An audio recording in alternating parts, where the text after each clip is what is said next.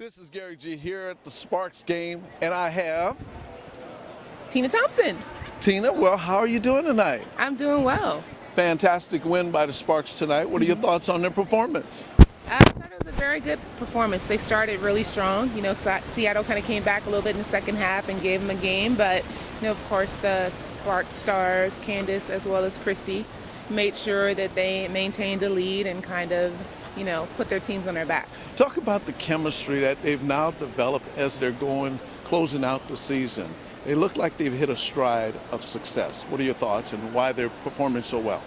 Well, I think a lot of it is mentality. I think that throughout the season they had a few mental breakdowns, and the fact that Christy wasn't here. She's such a big part of their team, and she was kind of handling some personal business. So I think that now that she's back and she's kind of getting in her rhythm, then the team is a lot more comfortable now as well. And talk about, they're either going to face Minnesota or Phoenix. What are your thoughts and outlook of with the challenge that they're facing? Well, I mean, Minnesota is the defending WNBA champions, and they're a really tough team, and it's always a very competitive series when the Sparks and Minnesota play against one another. Minnesota has kind of gotten the best of them for the last couple years, but I definitely think that it's a team that the Sparks can beat. Phoenix, they've kind of led the WNBA the entire time, and they are really tough as well, especially Diana Taurasi, and now they have Penny back being very healthy, as well as Brittany. So I mean, either matchup I think is going to be competitive, and it's definitely going to be fan-friendly games that the fans are going to enjoy to watch. I think that the Sparks have to continue to grow their chemistry, and they have to come out with a sense of urgency for sure. And with that, I think it's possible for them to succeed against either team.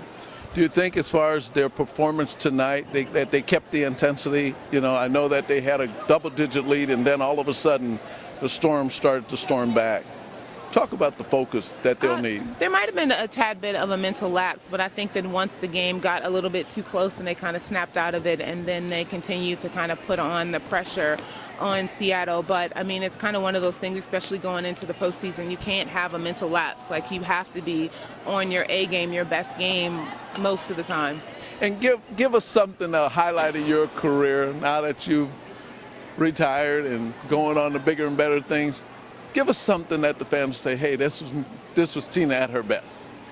I think for me, the biggest moments, I've always kind of been like a team first player, so I would have to say that the championships for me were, the highlights. I mean, it's not often that you get an opportunity to do that, but to be able to do it 4 times is pretty amazing. It is pretty amazing. Yeah. Well, you want to give yourself and the team a shout out? For sure. Come out and watch the Sparks and their playoff push. And this is Gary G with the Inland Valley News. Thank you, Tina. Thank you.